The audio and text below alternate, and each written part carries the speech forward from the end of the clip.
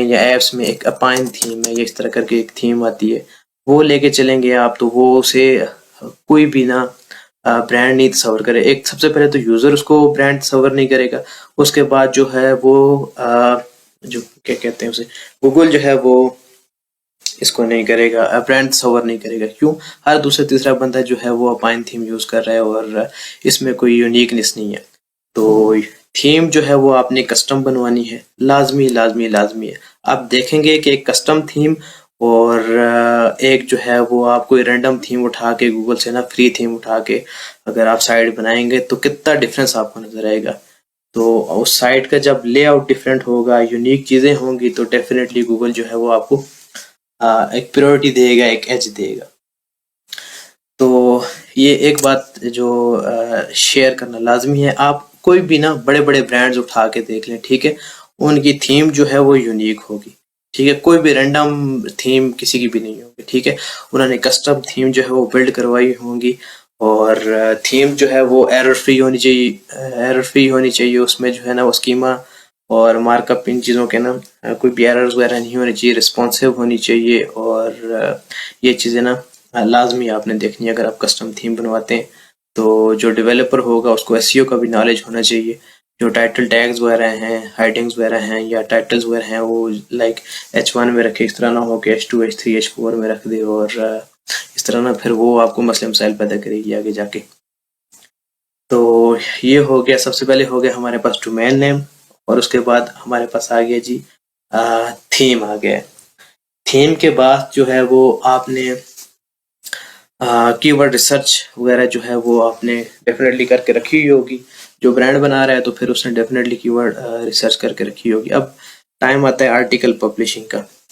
तो जब आपने डोमेन वगैरह अटैच कर ली और उसके बाद जो है वो आपने ना मिनिमम 20 आर्टिकल जो हैं वो रेडी करके रखने हैं, ठीक है, ड्राफ्ट करके रखने। साइट वगैरह आपने सेटअप कर लिए, तो अभी तक आपने ना साइट को डी इंडेक्स ही रखना है। सेटिंग में जाके वर्डप्रेस में साइट को जो है वो आपने डी इंडेक्स ही रखना है। क्यों? जब अभी तक आपकी साइट में कचरा पड़ा होगा, रैंडम पोस्टिंग वगैरह पड़ी होंगी, तो आपने उसे इंडेक्स नहीं करना। जब आप 20 आर्टिकल आपने जो है वो ड्राफ्ट कर लेने। 20 आर्टिकल ड्राफ्ट करने के बाद जो है वो आप अपनी साइट को जो है वो इंडेक्स करेंगे वर्डप्रेस में जाके। उसके बाद जो है वो आपने साइट का जो हो सर्च कंसोल में उसे इंडेक्स वगैरह करवाना है और सर्च कंसोल के साथ जो है उसे कनेक्ट करवा देना है और जो है वो ये चीज़ें कर लेनी है उसके बाद। और 20 आर्टिकल आपने ना एक ही टाइम में आपने पब्लिश कर देने, एक ही दिन में पब्लिश कर लेने, ठीक है। उसके बाद जो है वो फिर आपका जो है वो डेली जो है वो टारगेटिंग कितनी होनी चाहिए। डेली आर्टिकल जो होने चाहिए वो तकरीबन होने चाहिए 5 से 10 आर्टिकल। 5 से 10 आर्टिकल जो है वो आपके डेली बेसिस पे ना पब्लिश होने चाहिए। अब इनमें हमने देखना है कि 5 से 10 आर्टिकल में हमने किस तरह इनकी रेशियो किस तरह लेके चलनी है। इसमें आपने जो है वो 7 से 8 आर्टिकल जो हैं वो सुपर लो डिफिकल्टी वाले हों, सुपर लो डिफिकल्टी, जो कि जिनका सर्च वॉल्यूम जो है वो होना चाहिए, सर्च वॉल्यूम इनका होना चाहिए तकरीबन 500 से ऊपर और ऊपर जितना भी जाए, लेकिन 2000 तक आपने ना इस तरह इसको आपने कंसिडर कर लेना है।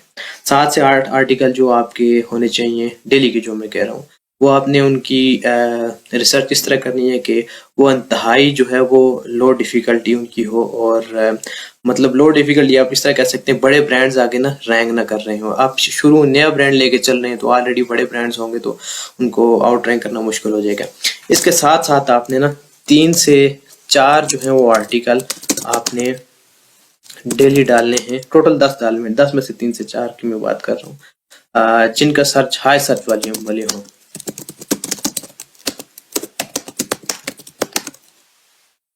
50,000 प्लस जिनका सर्च वॉल्यूम हो, ठीक है।